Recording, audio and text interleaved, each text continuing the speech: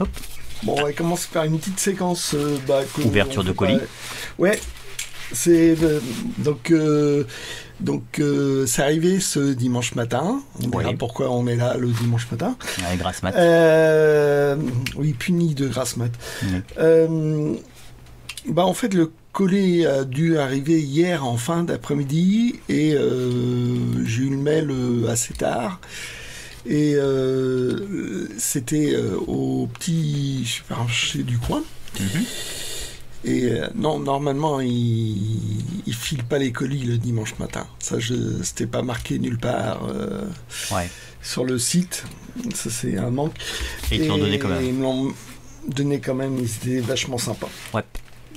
Parce que je sais que c'est casse-pied, ce genre de truc. Bah, ils sont pas nombreux, j'imagine. Et elle m'a fait une exception. Je remercie la personne sans la donner. Ouais. Hop. On peut pas faire de la publicité, désolé. Mais c'est un petit supermarché sympa. Ouais. Ouais, ils ont été sympas. Hop. Bon, colis primitif, on va dire, mais ça m'a l'air d'être efficace. Non, c'est bon. Oh, pas mal ça. Voilà. Deus Vult. Hop. Donc, j'ai tenté de négocier le prix et la personne a accepté. Bon, bah, on la remercie aussi. Enfin, donc, tu la remercies. Je la remercie. Elle n'était pas obligée. Non, ce colis bien, bien protégé. Côté, elle est belge. Donc, ils en ont plein chez eux. Pour moi, c'est une qualité. Parce que les Belges savent transiger quand il faut. Parce qu'elle n'était pas obligée d'accepter le prix que j'avais proposé. Ouais. Ce qui fait que c'est un prix très raisonnable. Ouais, ici vous n'aurez pas de blagues belges sur cette chaîne YouTube, hein, parce qu'on les adore. Avec leur accent aussi. Ouais. J'adore leur accent. T'as remarqué qu'en fait, quand tu payes sur un vide-grenier en Belgique, tu dis s'il vous plaît. Oui, c'est rigolo ça. Oui. J'adore ça. Donc, un petit manque sur le dos. Ça, j'avais pas vu sur les photos. J'ai peut-être pas bien regardé les photos. Donc, vas-y, décris ton achat. Godefroy de Bouillon, donc bien sûr. La vie de Godefroy de Bouillon, dessinée, adaptée par Sirius. Ok. Et donc, super dessinateur, Sirius. Il y a tous les sens. Donc c'est du Dupuis. Chouette, c'est du Dupuis, évidemment. C'est marqué. Non, c'est pas marqué sur la couverture. Au dos, je crois. C'est marqué. Au quatrième de couverture, pas au dos. Là. Ah, Dupuis ici. Ce qui est rigolo, t'as vu, c'est Dupuis, la police qu'ils ont utilisée. Ouais. Ils l'ont adapté en fait au thème de la bande dessinée.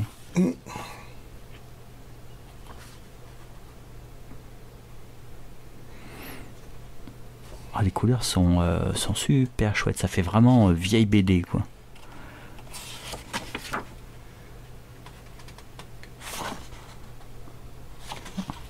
Tu regardes s'il y a toutes les pages? Oui, là j'avais du mal à lire, j'ai eu un petit pincement au cœur.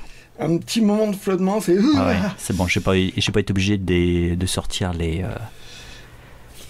Qu'on appelle ça, les trucs là pour choquer. Les choqueurs peut-être. Non, ça c'est dans Spider-Man, c'est les choqueurs. Les choqueurs. Je sais pas, c'est... bref.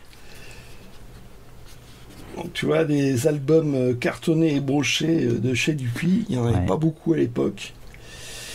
Ouais. Christophe Colomb, tu l'as pas celui-ci aussi? Si. Et toujours grâce à nos amis belges. Donc, le reste... je sais pas, dans les années 78, je crois que c'était dans les... Ils avaient ressorti ça. De manière plus abrégée, c'était pas une intégrale, ils n'avaient pas réédité intégralement. Il s'était adapté au format 48 pages ou 44 pages comme ça, parce que là, visiblement, il y en a plus généreux. Et à l'époque, ils avaient refait les textes, parce que tu vois, là, c'est en caractère d'imprimerie. Ouais. Wesh, 99. Ah, c'est généreux l'histoire. Hein. c'est plus de 100 pages, dis donc. Hein. Ouais. La vache, oui. On a atteint la page 101. Il meurt à la fin. Ah, des petites publicités. Tu vas voir. C'est la fin, ça, là, juste la page 101. Ouais. Baden-Powell, Christophe Colomb. Donc, publicité pour les autres albums. Ok. Voilà. Page de garde blanche. Belgique. Voilà, donc il parlait déjà de la France. Hein. Oui. Il y avait une antenne française, mais bon, il ne devait pas avoir grand-chose dans l'antenne française. Donc, eh ben, ouais, hein. que dire, sinon que je suis super content. Bon, bah, ça c'est cool. Ça rattrape un peu le seum. Oui, Le sel. on va dire ça tout à l'heure. Ok. Donc tu baisses de 2 crans en ronchonnitude ou 2, 3 crans? On verra tout à l'heure. Ok. Et là, bah, je vais évaluer la personne et puis dire que ben, je suis extrêmement satisfait. Et en général, dès que je reçois un paquet, ouais. je vérifie si toutes les pages y sont. Et le plus rapidement, je mets une évaluation. Puis en général, c'est positif parce que j'ai eu très peu de mauvaises surprises dans mes achats sur Internet. Oui, c'est marrant parce que tes mauvaises surprises ont été condensées sur 2-3 fois qui étaient pratiquement à suivre. Et puis après, avant et depuis, tout est nickel. J'ai envie de dire 99% des fois, eh ben, c'est bon. Avant de parler de vide-grenier, je vais parler de ma boîte à livres. Là, en ce moment, elle est généreuse. Elle est généreuse. D'habitude, elle est minable, mais là, elle est généreuse. Donc, un tout petit bouquin. Ça doit être une nouvelle d'Alan Poe. Et je pense que c'est pour gamin ou un truc comme ça. C'est bizarre comme truc. Mais il est, ma foi, pas mal, très illustré. Pour du Poe, je trouve ça surprenant. On dirait plutôt, dans l'ensemble, ça ressemble à un livre pour gamin, mais sauf Alan Poe... c'est plutôt pour adultes. Voilà, donc je me suis dit, c'est marrant ce truc-là, je prends. Oui, tu as eu du Poe. Pam, pam. Voilà. Allez, c'est bon. J'en ajouterai pas. Et par contre, il y avait ça. Stevenson. Voilà, l'étrange cas du Dr. Jekyll et Mr. Hyde, illustré par Jacques Farandès, qui est un dessinateur de BD, qui a fait entre autres le Commissaire Raffini, une BD chez À Suivre, dont je ne me rappelle pas le titre. C'est pas lui qui a fait la série sur l'Algérie, en fait. Si, c'est ça. C'est ça. Ouais, c'est chouette, ouais. C'est vraiment toute une grande série sur la colonisation de l'Algérie, sur les colons, les pieds noirs, et puis sur la guerre d'Algérie aussi. Mais bizarrement, cette série-là de chez À Suivre, je sais pas, j'arrive pas à accrocher. Le dessin est beau, mais bon, j'aime le sujet... bien le dessin. Oui. Bah là, pour ce roman, c'est super. Hein. Ouais. Et là, au moins, je suis sûr que le texte m'a l'air intégral. Hein. Parce qu'il y a quelques temps, j'en avais trouvé un. Oui. Où ils avaient même réussi à pas mettre le texte intégral. Ah, super. Alors qu'il est quand même pas bien long, le texte. Et donc, bizarrement, je l'ai écouté qu'en audio-livre, ce truc-là. Donc, ce sera peut-être l'occasion que je le lise comme ça. Oui. Les éditions du Chêne, c'est un éditeur assez sérieux. Ils font aussi beaucoup de beaux livres, de livres d'art aussi. Ah, d'accord. Hop. Allez, là, je les prends. Enfin, je les mets de côté. Et Oui, tu fais bien de préciser. Et donc, comme tu parles de l'ami Pierrot, Oui. L'ami Pierrot, la veille a soldé. Et quand ils soldent, ils font tout le magasin à 50%. C'est-à-dire qu'ils vont faire une grande vente la semaine suivante. Voilà. Et donc, faut pas la louper. Faut pas la louper. Et en fait, ils font venir d'ailleurs, quoi. Je sais pas. Donc, faut pas louper. Il y a du monde en général le matin. Ah oui, il y a tu viens une demi-heure avant, il y a une bonne file.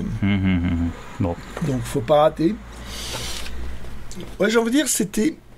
Ouais, il y avait des choses, mais dans l'ensemble, point de vue livre, c'était plutôt modeste. Hein. Oui, il y a eu beaucoup plus généreux, on va dire. Ouais, d'autres fois. Bon, là, j'ai réussi quand même à trouver 2 trucs sympas. C'est surtout ça qui était surprenant. Donc, il y en a 8. Moustache et trottinette de Calvo. Pour moi, c'était un pari parce que du Calvo, j'en avais beaucoup entendu parler, mais j'en avais jamais lu. Donc, c'était apparu dans quoi GP. Je crois que c'était GP, certains titres. Le Femme d'aujourd'hui, voilà. Oui, ça a été réédité dans Femme d'aujourd'hui. Ouais. Je sais pas si à l'origine ça l'était. Je me souviens pas de... Moi j'ai souvenir de Femme d'aujourd'hui dans les années 70. Je sais pas si c'est une revue qui remonte très très loin. J'ai l'impression, parce qu'il a quand même fait un sacré paquet, quoi. Ouais. Il devait faire 2 pages par semaine. Là, dans cette version-là de Futuropolis, ils en ont sorti une douzaine de livres comme ça dans les 40 pages, quoi. Donc, à 2 pages par semaine, ça fait un petit paquet, quoi. Ouais. Donc voilà, c'est une trottinette, surtout la petite souris qui est espiègle. Et elle a pour ami un chat qui s'appelle Moustache, qui est nettement moins malin qu'elle, mais quand même, c'est plus elle qui mène l'histoire. Donc c'est vraiment des personnages avec des animaux. Alors Calvo est vraiment très connu pour La Bête est morte. Ouais. Et ça, j'ai pas lu. Et apparemment, dans les derniers, il transforme. Ça devient plus des personnages, voilà. Ah ouais. Dans les derniers, ça devient. C'est beaucoup plus construit quand même là. Et puis là, c'est historique. Oui, puis ils sont sous forme de sous costume, quoi. Oui. Il a l'air de reprendre un peu comme Arthur et les fantômes. Il reprend ses histoires. Des classiques. Ouais. Ah oui, exact. Il reprend des classiques. Donc là, c'est D'Artagnan. Mais ça, c'est sur la fin, quoi. Milady, ouais. Ok. Et sinon, les premiers, c'est vraiment sous forme d'animaux dans la ferme, quoi. Le vase de Soissons, c'est toutes les histoires de France qui reprend là. Ouais, mais là, il reste sous forme d'animaux, quoi. Ouais, le secret. Et il y a même... Barbe bleue. Barbe bleue. Et donc, Barbe bleue, c'est ce rat-là, sous différentes raisons. Ouais. On a quand même l'histoire de Barbe bleue, et c'est vachement chouette comme dessin. C'est un très beau dessin. Ouais. Alors même les rééditions en fait Futuropolis sont pas si courantes que ça. Hein. Puis ce qui se passe souvent, c'est quand on les voit, c'est très fragile, quoi. Donc là, l'avantage que tu as, c'est que les couvertures sont vraiment très très propres. Ouais, celui-là, ils ont connu l'humidité. Ouais, je pense qu'il y a dû y avoir de l'eau qui a dû passer ici. Sauf que comme c'est pas du papier glacé, ça va. Celui-là, il est franchement taché. C'est le seul qui soit vraiment comme ça. Ouais. Je sais pas ce qu'il y a eu. C'est bizarre là. Ouais, c'est difficile en fait quand t'as une vente comme ça, faut aller vite. Et on n'a pas le temps de tout ouvrir, quoi. Non. Donc là, c'est puis, les mauvaises surprises, on va dire, de retour. Ça ne devrait pas être fréquent, donc j'ai pris quand même. Non. Généralement, quand t'en vois un, et moi, je les avais jamais vus dans cet état-là. Hein. Après, je regarde pas sur Internet. Peut-être qu'il y en a sur Internet. Mais Calvo, c'est beau. Ouais. Petite rime du jour. Ah, attention. Bon, je vais montrer une curiosité. Voilà. Une pin-up. Pin-up. Donc, je montre la version normale. Donc, c'est une édition. Ça, c'est une édition publicitaire. Bon, ça se voit. Hein. Donc, version normale. Un pin-up. C'est gentiment sexy. Il y a ça. Betty Page. Pour le deuxième. Ça joue sur un peu l'effet entre Betty Page et comment ça s'appelle l'abbé Melcall dont j'avais parlé. Ah oui. Et donc celui-ci est broché. Donc celui-ci est broché. En fait, c'est un supplément à Playboy. Donc moi je trouve ça rigolo. Et évidemment, comme c'est Playboy, hop, on a un petit dessin coquin ici, un petit dessin coquin là. Voilà. Et donc ils sont différents de l'album. Voilà. Ok. Bon, intéressant. Voilà. Bon, que ce soit une BD offerte par Playboy, je trouvais ça rigolo. Voilà. Alors il y a un truc, j'avais le tome 1 et juste le tome 7 et je me disais j'arriverai jamais avec maintenant il y a certaines séries on a du mal à trouver des tomes quoi. Ouais. Et là ils avaient toute la série. Et puis quand même les BD n'étaient pas offertes. Non, c'est 4 euros. Donc j'avais le tome 1, tome 7, j'ai pris le reste parce que hop, comme ça me fait toute la série. Complète. Voilà. Alors, tome 1, je l'ai 2 fois. Bon, c'est très idiot. Ah, pourquoi? Ah donc, oui. J'avais une réédition, voilà, avec un petite dédicace. Ah, c'est celui que tu avais déjà, ça. Voilà. Oh, ok. Et ça, c'est la première édition. Ok. C'est juste une histoire de date, c'est ridicule. Enfin bon. Ah, c'est le snobisme des collectionneurs. Et donc, voilà, c'est... Voilà ce que ça donne. Le Grand Mort. Alors, j'ai lu le premier. C'était, alors, c'est basé sur une idée de Loisel. Et c'est développé par JB Gian, apparemment. Ah, d'accord. Je pensais que c'était Loisel qui était tout en scénar. Ouais, ils ont dû le faire à deux. C'est une idée de Loisel, mais ils l'ont fait à deux. Et le dessin, c'est Mallier.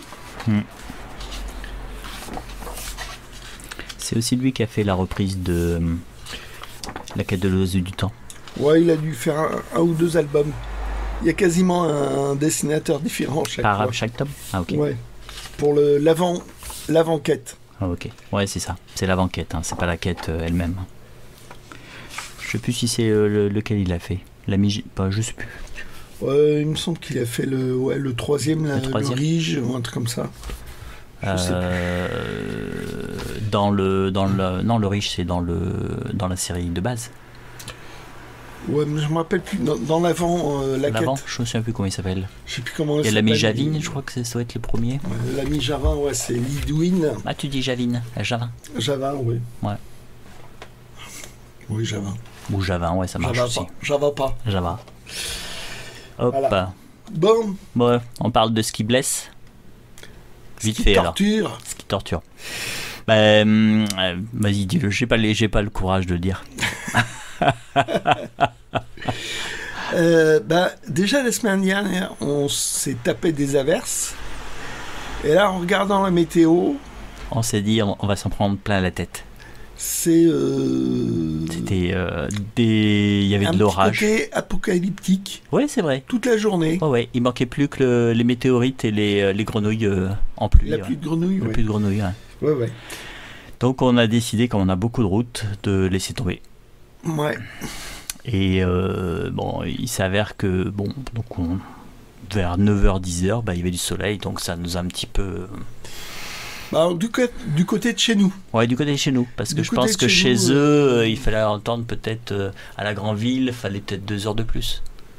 Donc je pense que ça a dû commencer à se dégager vers les 11h, mais bon, à 11h c'est trop tard pour aller là-bas. Ouais, donc non, c'est, j'ai envie de dire, comment ça s'appelle, la météo, je dirais, nous a induit en erreur. Ouais. On aurait pu le faire. On aurait pu le tenter, mais le risque c'était on se déplace et il faut attendre dans la voiture 2 heures ou le faire sous la pluie, ce qui est pas top. Ce qui enlève beaucoup du plaisir de chiner, ce qui enlève aussi beaucoup d'occasions. Oui. Et ça mouille des livres. Voilà. Donc on a fait local. Ouais. Un petit vide-grenier. Pour avoir une petite dose. Oui, c'est ça. Ouais. Puis en fait, il y avait des petites choses. Ouais. Donc, voilà, deux Zygépus par Greg, repris par Greg. Là, c'est aux éditions Récréabule. C'est les premières rééditions par rapport aux années 70.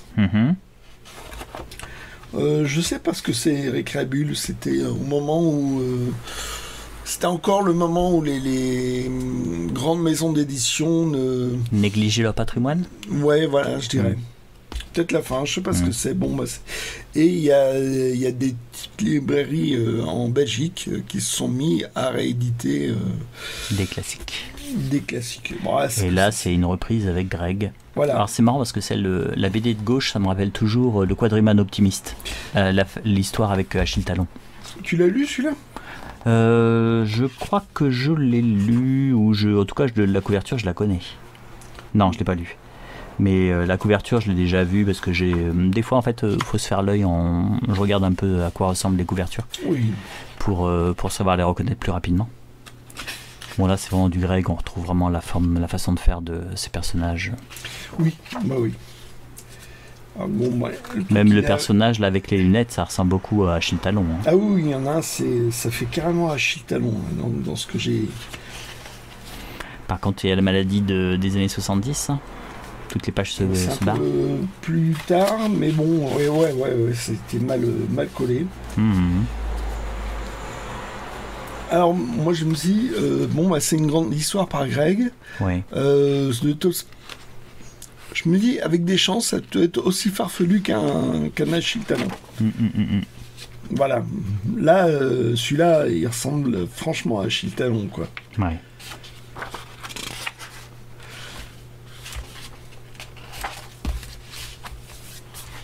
Donc, on prend les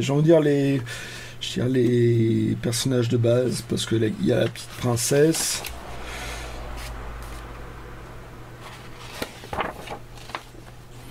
Oh, ça se recolle facilement, ça.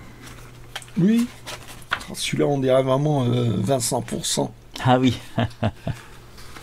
C'est vrai que ça ressemble beaucoup à des personnages qu'on peut retrouver. Ouais. Donc Achille Talon, il y a 2 écoles. Il y a ceux qui adorent les gags et puis ceux qui préfèrent les histoires complètes.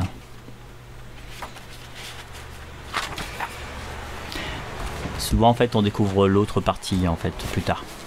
Bon, là, ça c'était chouette. Hop. Alors, 3 présents du futur. Bon, ça c'était chez l'ami Pierrot, ça. Oui, on a fait un deuxième tour. Donc, plutôt vers la fin. Donc 594, 595. Et là, c'est le 627. Et ça s'est arrêté à peu près au 632. Ouais, c'est vraiment la fin. Donc c'est la fin. Bon, évidemment, ils ont sorti un 666. Ouais, logique. Mais non, ils ont dû en faire 632 à peu près, quoi. Donc Gardner Dozois, moi j'en ai entendu parler par rapport. écouté une émission sur France Culture sur le cyberpunk il y a très longtemps, que j'avais enregistré en cassette, Ouais. que j'ai numérisé tellement je l'ai aimé, qui a montré le temps a passé.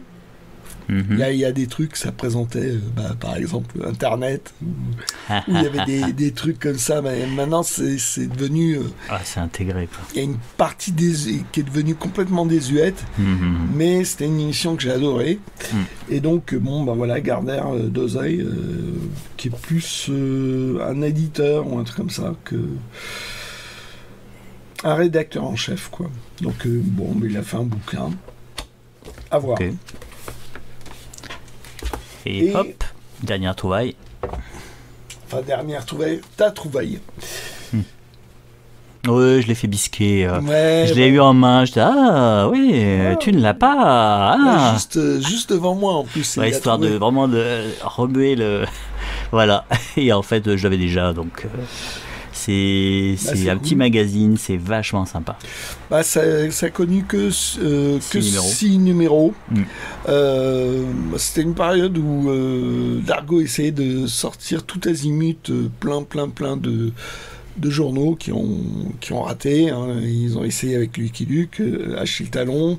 Il y a aussi Corinne et Jeannot, Mhm. et Tabary. Ils en ont Ouais. fait un truc. Et bon, bah, c'est tout des trucs qui sont cassés vite fait la figure. Ben oui. Mais bon, il y avait quand même de sacrées signatures. Là, on voit pas qui est-ce que c'est, à qui c'est attribué. Mhm. Alors je me demande si c'est pas Corteggiani, ça je. Qui aurait fait Achille Talon, là? Ouais, non, je sais Mm. pas. Mais à chaque fois, il y a pas mal de dessinateurs qui développent dans l'univers d'Achille Talon. Ouais. Là, Parce que c'est. là, Ah c'est oui. les Les Alala, Alalas. qui est par des ribes. Ouais. Et où en fait, ce sont des petites créatures qui se lancent à l'escalade comme si c'était une D'Achille montagne, Talon. sauf que c'est Achille Talon. Voilà. Et c'est très sympa. Enfin, quand j'étais gamin, j'avais bien aimé. Alors le seul truc qui était original et dont c'est le début, je crois, c'est Léonard. À vérifier, mais je crois que Léonard, Léonard, c'était le début. le génie, Ah, je savais pas a ça. commencé là-dedans, j'ai Là-dedans, l'impression. Là, c'est Donc, les affaires, les là, aventures de c'est Papa Talon. Papa Talon, alors je sais plus qui a dessiné ça. Mhm. C'est pas clairement noté dedans. Je trouve ça Ouais. un peu agaçant de pas savoir. Mm. Et je suis pas assez. Ah, si. Là. HL. HL. D'accord, donc on a une petite info. Et donc voilà, Ah, la détonation vespérale. Il y a deux journaux qui sont évoqués dans Achille Talon. Il y a celui-ci et puis voilà, il y en a un qui est lu par Par par Achille Talon et l'autre par Le Funeste. Hilarion de Funès. Ouais. Voilà, ils sont jamais d'accord, bien sûr. Pour eux, c'est chacun leur revue, c'est la meilleure. Voilà. Hop. Et il doit y avoir aussi encore du Achille Talon. Voilà, ça doit Les être jeux. Greg. Ouais, ça devait être des gars qui étaient inédits à l'époque. Ah, Achille Talon, Gentleman Cabrioleur. Arsène Talon. Arsène Talon, d'accord. Donc c'est présenté par Achille Talon. Mhm. Et évidemment, là, après, c'est un autre dessinateur. Ah, ok. Donc ça doit être l'aïeul au 19e Ouais. siècle. Ouais, c'est assez rigolo, hein, ça. Ouais. Léonard est un génie. Ah, voilà. Jaune Nuage et Kay MacLeod. Par Danny. Ouais, et c'est Et une Greg. bande dessinée très sympa. En fait, c'est aux États-Unis une sorte de stage qui est fait à différents policiers de différents pays. Et en fait, normalement, c'est fait pour les endurcir, mais en fait, ils ont déjà chacun leur style et c'est un peu déjanté. C'est très sympa. Et c'est sorti en album. L'album a été soldé à Nose il y a quelques années. Bah, il y a eu une première édition et bon, il y a eu une ressortie, quoi. Mais bon. Voilà. Donc voilà. Donc il y en a 6. C'est ça va, c'est pas trop difficile pour. Enfin, faut. On arrive à les trouver encore. Ouais. Ouais. Par contre, ils ont tendance à les vendre cher. Oui, c'est ça. Voilà. Mais c'est sympathique. Donc voilà, c'est tout pour moi. À toi. C'est moi. Donc, chez l'ami Pierrot. Alors, moi, j'y étais le soir parce que je travaille dans la journée. Et en fait, quand je suis tombé dessus. Ouais, c'est ça. Quand je suis tombé dessus, en fait, je me dis, ah, c'est sympa. Donc, j'ai pris le 1. J'ai su que plus tard, en fait, que c'est toi qui avais pris les autres. Mais bon, c'est le jeu, hein, ma pauvre Lucette. Donc, moi, Le Grand Mort, je l'avais lu en médiathèque. J'avais trouvé ça sympa. Donc, j'ai pris ce qui restait. Donc, c'est-à-dire le premier. Voilà. Et le 7. Puisqu'en fait, le Geek belge les avait déjà. Donc bon, bah déjà, ça avance. Normalement, il y en a 8 dans la série. Oui. Donc, moi, j'avais bien aimé les premiers. Donc là, déjà, en voilà 2 dans la série. Alors, magasin général, j'avais commencé la série. Les premiers, je les avais achetés 9. Après, bah, j'avais laissé tomber. Quand j'avais vu qu'il y en avait beaucoup, bon, j'ai un petit peu laissé tomber parce que ça faisait une certaine somme. Là, bon, bah, c'était l'occasion d'acheter le 7, ça c'est le 4. Confession, 4. Donc, magasin général, vous connaissez, hein, c'est sur un thème de Loisel, avec Loisel et Trip qui font une série. Ça se passe dans les années 40 au Québec et c'est super sympa. Ouais, c'est vraiment émouvant c'est humaniste, émouvant. Moi, je trouve ça touchant comme histoire. Ouais. Ça m'arrive rarement pour une BD. Alors ça, j'ai pris ceci, c'est un petit... je pense que tu m'as peut-être contaminé en fait sur tout ce qui est les... BD publicitaires. BD publicitaires, là c'est pour Giffard et le groupe GMF. Ah ouais, tu l'avais pas ce truc-là? Non, je l'avais pas parce que je ne prenais pas tout ce qui était publicitaire. Ça n'a pas grand intérêt. Hein. Oh, c'était... Voilà, c'est... Bon, je voyais que la météo serait pas top, donc je me suis dit, voilà, il y a des petits bouts de bande sur... Tu mets dans le centre de l'image, c'est... Ah oui, tiens, oui. Ouais. T'as des petits bouts de bande qui sont là, qui sont extraits d'albums. Voilà. C'est plus pour la couverture, c'est l'objet. Si les dessins ici étaient du Derzo, là par contre, ça serait super, mais là, non. Non, faut pas rêver. Donc là, il y a des jeux, un petit idée fixe qui se balade. Voilà, là, il y en a plusieurs. Bon, alors ça, j'ai pris ça aussi. C'est Mulan et en fait c'est un artbook tout simplement. Donc Mulan, c'est le dessin animé de Disney et hop, je vous montre un petit peu avec des recherches graphiques, des illustrations. Donc c'est une grande légende, Mulan, c'est une légende chinoise. Là il y a des illustrations d'époque. Et en fait ce qui est super dans ce genre de livre, c'est que vous avez vraiment tout le travail sur les personnages, les esquisses. Là, c'est chouette ça. Ça, c'est les Mongols. Les choses qui sont traitées de façon différente du film. Non, c'est un dessin animé que j'aime bien. Le scénario est pas mal. Le scénario est bon. Pour du Disney récent. Oui. Oui. Les chansons sont sympas. La bande son est vraiment excellente. Ça vaut vraiment le coup de la voir. Là, voilà, ça continue. Recherche graphique. Alors, je vous montre vite fait. Je vous montre pas tout. Là, voilà. Vous avez ce genre de dessin là, c'est vraiment super avec des photos qui ont servi. Alors les artbooks, quand vous tombez dessus, des fois, quand vous aimez faut pas hésiter à le prendre. Quand vous aimez le dessin animé, n'hésitez pas à le prendre parce que certains vont rester, certains vont rester en fait disponibles et puis d'autres deviennent des raretés. Donc, je veux dire, c'est comme les BO de films. Oui, c'est vrai. Ça sort qu'une fois, puis c'est pas réédité en général, la plupart du temps. Voilà, donc c'est super sympa. En plus là, le prix était ridicule, hein, donc fallait pas se priver. Donc ça, c'était chez mes Pierrot. Alors j'ai trouvé ceci aussi. Je l'ai pris par curiosité. Boucheron, c'est un joaillier. Donc vous avez même la date, hein, 1858. C'est un des premiers joailliers à s'être installé place Vendôme et à proposer en fait des bijoux. Là, je pense que c'est quelqu'un de la famille. Ça sera recollé. Oh, j'ai pris ça parce que je trouvais ça amusant, tous les essais qui étaient faits sur les bijoux. Je n'achète pas de bijoux, hein, mais le travail qui est fait c'est vraiment incroyable, quoi. Voilà, pour les amateurs de bijoux, il y a ça. Oh, je n'ai pas de bijoux de Boucheron, hein, c'est plus bon, le prix était ridicule. T'es pas assez féminin pour ça. Ouais, c'est ça. Alors Zou, ça je le prête. Donc c'était rigolo en fait, quand après je me suis aperçu que les grands morts, en fait c'est toi qui avais pris le reste de la série. Mais il y a eu des fois où il y avait plus de ventes. Alors le petit vide-grenier en local, parce que nous on est des chineurs responsables, on fait le local d'abord. Enfin, quand il pleut. C'était local et quand il pleut.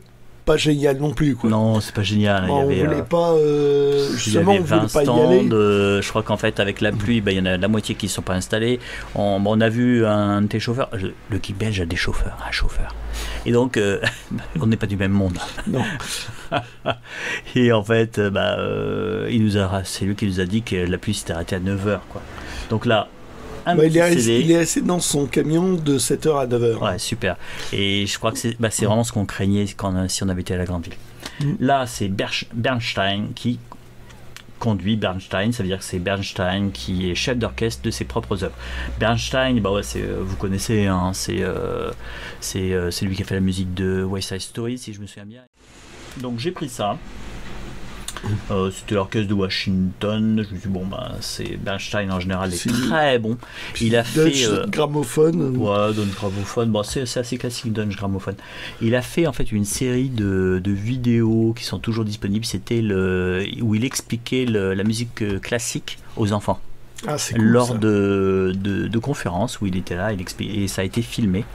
Je pense que ça doit être disponible quelque part et c'est vraiment super intéressant. Ça, c'est Dao Desi, c'est la musique bretonne qui est un petit peu, si je me souviens bien, c'est un peu remixé, c'est un peu plus péchu.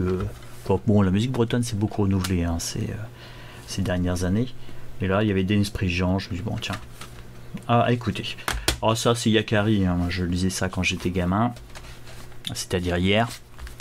C'était le tome 8. Tu me l'as mis dans les mains, je l'ai gardé. Voilà. Je sais pas. Ouais, c'est gentil. Ouais, ça se lit très vite, trop vite. Ouais. Alors, comme c'est vraiment pour gamins, c'est contemplatif. Ouais. C'est assez mignon. Alors, ouais, c'est mignon. Je pense que je l'ai pas, parce que l'histoire me dit rien. Je sais pas tout, je cherche pas particulièrement, mais là, c'était l'occasion qui a fait le larron. Alors, petite trouvaille un petit peu plus sympa. Voilà, tu vois, il a dû rester, en fait, c'est un petit peu, tu vois, hop, je mets ça discretos par terre. Voilà. Chez moi. C'est chez les Geeks belges. Donc, c'est Hector Malo, vous arrivez à le lire, Sans famille. Ah, c'est affreux comme histoire, c'est affreux. Ça fait partie de la littérature, en fait, qu'on collait aux gamins dans notre enfance. Et qui était, en fait, super triste, où, en fait, tous les malheurs s'acharnent sur des gens bien méritants, et malgré ces malheurs, ils arrivent à s'en sortir et à trouver leur voie.